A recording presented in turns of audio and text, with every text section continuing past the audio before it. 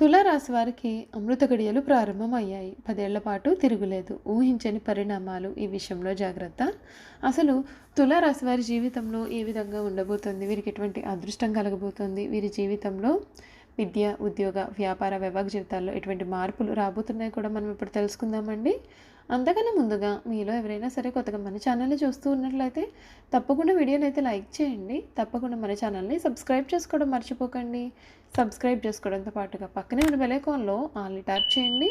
ఇలా చేయడం ద్వారా మేము పెట్టే ప్రతి వీడియో కూడా మీకు నోటిఫికేషన్ రూపంలో కనిపిస్తుంది. మీరు మిస్ కాకుండా మన వీడియోని చూడగలుగుతారు. ఇక వీడియోలోకి వెళ్ళిపోయి తులారాశి వారి జీవితం ఏ విధంగా ఉండబోతోంది? వీరి జీవితంలో చోటు చేసుకోబోయే పరిణామాలు ఏమిటి? వీరి విద్య, ఉద్యోగ, వ్యాపార, వైవాహిక జీవితాల్లో ఎటువంటి మార్పులు రాబోతున్నాయో కూడా మనమైతే ఇప్పుడు క్లియర్గా తెలుసుకుందామండి. తులారాశి చిత్త 3, 4 పాదాలు, స్వాతి 1, 2, 3, 4 పాదాలు మరియు విశాఖ 1, 2, 3 పాదాల్లో జన్మించిన వారు తులారాశికి చెందుతారు. తులారాశికి అధిపతి శుక్రుడు. రాశి చక్రంలో తులారాశి 7వ రాశి. తులారాశి వారు అలంకార ప్రియులని జ్యోతిష శాస్త్రం చెబుతోంది. వీరు ఎప్పుడూ తమ సౌందర్యాన్ని మెరుగుపరచుకోవడంలో అధిక శ్రద్ధ చూపిస్తారు. తులారాశి వారు ఇతరులను ఆకట్టుకునే అందచందాలను కలిగి ఉండాలని ఆశిస్తారు. ఎక్కువగా అలంకార ప్రియత్వాన్ని కలిగి ఉంటారు. ఈ రాశి స్త్రీలు నిలువెత్తు అద్దం ముందు నిలుచుని తమ యొక్క అందచందాలను చూసుకుని మురిసిపోతూ ఉంటారు. ఈ రాశివారు ప్రజాభిమానానికి సంబంధించిన విద్య, వృత్తి, ఉద్యోగ, వ్యాపార, వ్యాపకాలలో బాగా రాణిస్తారు. ఈ రాశివారికి ఆర్థిక క్రమశిక్షణ అంటే కూడా చాలా ఇష్టం. తులారాశివారు మంచి క్రమశిక్షణను కలిగి బాగా డబ్బులు పొదుపు చేస్తారు. అంతేకాదు తల్లిదండ్రులు ఇచ్చినటువంటి స్థిరాస్తులను కూడా అభివృద్ధి చేస్తారు. ఈ రాశిలో జన్మించిన వారిలో అధిక శాతం పొడవుగా ఉంటారు. తిన్నని ముక్కు ఉంటుంది. దృఢమైన శరీరాన్ని కలిగి ఉంటారు. దాన ధర్మాలు చేయాలి అనేటటువంటి కోరిక కూడా వీరిలో అధికంగానే కనిపిస్తుందండి. తులారాశి వారికి ఈ సమయంలో అంటే 2024 సంవత్సరంలో వీరి జీవితం ఏ విధంగా ఉంటుంది? వీరి జాతకం ఏ విధంగా మారబోతుంది తెలుసుకుందాం. ఈ రాశి వారికి సమయంలో ప్రారంభించిన పనులలో ఆటంకాలు ఎదురైన వాటిని అధిగమిస్తారు. ఒక్క వ్యవహారంలో డబ్బు మీ చేతికి అందనుంది. ఒక శుభవార్త మీ యొక్క ఆత్మవిశ్వాసాన్ని కూడా పెంచుతుంది. శివుడిని ఆరాధిస్తే మీకు అన్ని విధాలుగా కూడా శుభ ఫలితాలు కలుగుతాయి. పట్టుదలతో పనిచేసి అనుకున్నది సాధిస్తారు. ఉద్యోగంలో అనుకూల ఫలితాలు సాధిస్తారు.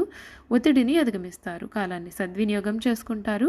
బుద్ధిబలం చురుకుగా పనిచేస్తుంది. మీ కీర్తి ప్రతిష్టలు కూడా పెరుగుతాయి. అధికారులు మీకు కొత్త బాధ్యతలను కూడా అప్పగిస్తారండి. ఇన్ని ఆటంకాలు ఉన్నా సరే అనుకున్నది సాధిస్తారు. నూతన వస్తువులను కొనుగోలు చేస్తారు. చేపట్టిన పనులను పూర్తి చేయగలుగుతారు. ఆర్థికంగా బాగుంటుంది. అదృష్ట ప్రాప్తి కలదు. ఈ రాశి వారికి సమయంలో అనుకూల ఫలితాలు వెలువడే అవకాశాలు ఉన్నాయి. ఇష్టదైవాన్ని స్మరించండి. మీకు అన్ని విధాలుగా కూడా అవకాశాలు అందిపుచ్చుకుంటారు. ఈ రాశి వారికి ముఖ్యంగా తులారాశి వారి జీవితంలో ఈ సమయంలో 2024 సంవత్సరం వీరికి ఆర్థిక స్థితి ఏ విధంగా ఉంటుంది? వీరి వ్యాపార జీవితం కూడా ఏ విధంగా ఉంటుంది? వీరి విద్య, ఉద్యోగ, వ్యాపార, వైవాహిక జీవితాల్లో ఎటువంటి మార్పులు కలగబోతున్నాయో తెలుసుకుందాం. తులారాశిలో జన్మించిన వారికి ఈ సంవత్సరం శని కుంభరాశిలో 5వ ఇంట్లో, రాహు మీనరాశిలో 6వ ఇంట్లో మరియు కేతువు కన్యా రాశిలో 12వ ఇంట్లో సంచరిస్తారు. మే 1 వరకు గురువు గోచారం మేషరాశిలో 7వ ఇంట్లో ఉంటుంది. ఆ తర్వాత మిగిలిన సంవత్సరం అంతా కూడా గురువు వృషభ రాశిలో 8వ ఇంట్లో సంచరిస్తాడు. ఈ రాశి వారికి వ్యాపారస్తులకు ఈ సంవత్సరం మే 1వ తేదీ వరకు కూడా అత్యంత అనుకూలంగా ఉంటుందండి. ఆ తర్వాత వ్యాపార పరంగా సామాన్య ఫలితం ఉంటుంది. మే 1 వరకు గురువు గోచారం 7వ ఇంట్లో ఉండడం వలన వ్యాపారంలో మంచి అభివృద్ధి మీకు సాధ్యమవుతుంది. ఈ సమయంలో కొత్త వ్యాపార ఒప్పందాలు చేసుకోవడం వలన వ్యాపారంతో పాటుగా ఆర్థికంగా కూడా అభివృద్ధి సాధ్యమవుతుంది.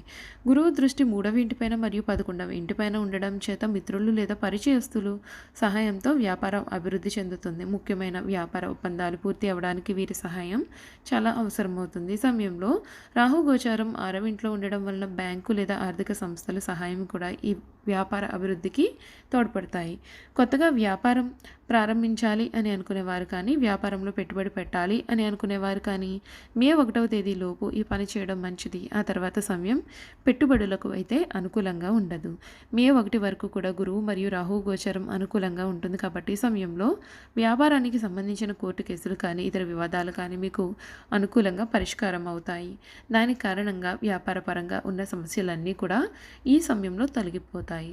మే 1వ తేదీ నుండి కూడా గురువు గోచారం 8వ ఇంట్లో ఉంటుంది కాబట్టి ఈ సమయంలో వ్యాపారంలో కొన్ని సమస్యలు వచ్చే అవకాశాలు ఉన్నాయి. ముఖ్యంగా మీ ప్రత్యర్థుల వలన కానీ లేదా మీ వ్యాపార భాగస్వామ్యుల వలన కానీ మీకు సమస్యలు వచ్చే అవకాశాలు కనిపిస్తున్నాయి. దాని కారణంగా వ్యాపారం సరైన విధంగా నడవకపోవడం లేదా అనుకున్నంత స్థాయిలో లాభాలు రాకపోవడం జరగనుంది.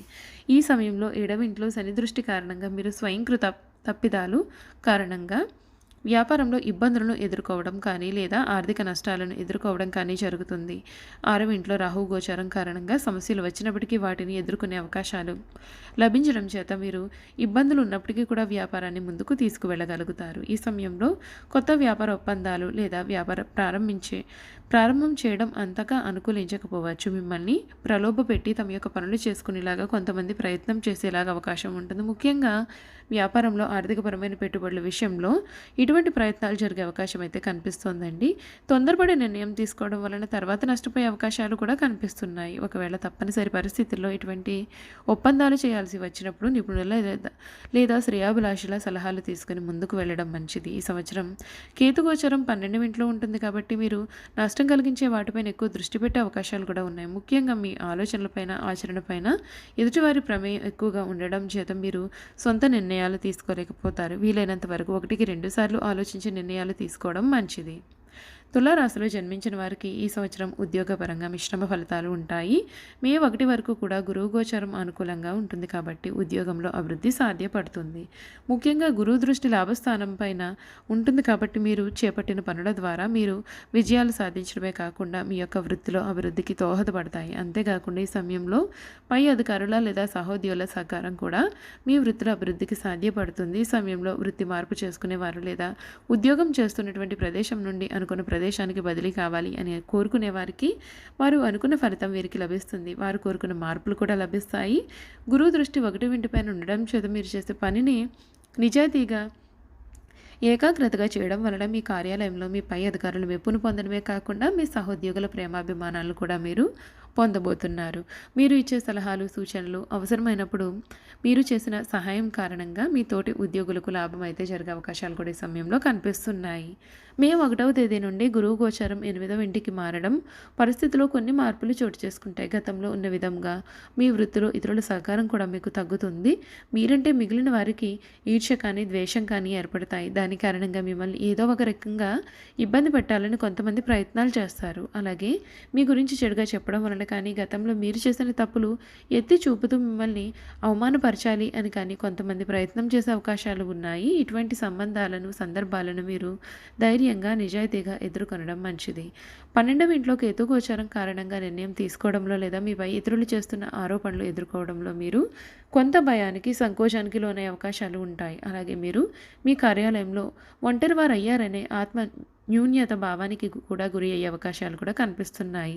సంవత్సరం అంతా రాహుగోచారం 6వ ఇంట్లో అత్యంత అనుకూలంగా ఉండడం మీరు కేతుగోచారం కూడా కారణంగా కొన్నిసార్లు ఇబ్బంది పడ్డప్పటికీ కూడా మళ్ళీ ధైర్యంగా సమస్యలను ఎదుర్కొనగలుగుతారు. అంతేకాకుండా మీరు చెడు చేయాలి అనుకునే వారు కూడా మీరు ఎదురు దాడి చేయడంతో పక్కకు తొలగిపోతారు. ఉద్యోగంలో మీరు కోరుకున్న పదవి కానీ స్థానాన్ని కానీ పొందడానికి మీరు నిరంతరం కృషి చేయాల్సిన పరిస్థితి అయితే కనిపిస్తుందండి. చూసారు కదండి, తులారాశి వారి గురించి మనం పూర్తి విషయాలు తెలుసుకున్నాం కదా. ఈ వీడియో కనుక మీకు నచ్చినట్లయితే తప్పకుండా వీడియోని అయితే లైక్ చేయండి. తప్పకుండా మన ఛానల్ని సబ్స్క్రైబ్ చేసుకోవడం మర్చిపోకండి. సబ్స్క్రైబ్ చేసుకోవడంతో పాటుగా పక్కనే ఉన్న బెల్ ఐకాన్లో ఆల్ ట్యాప్ చేయండి.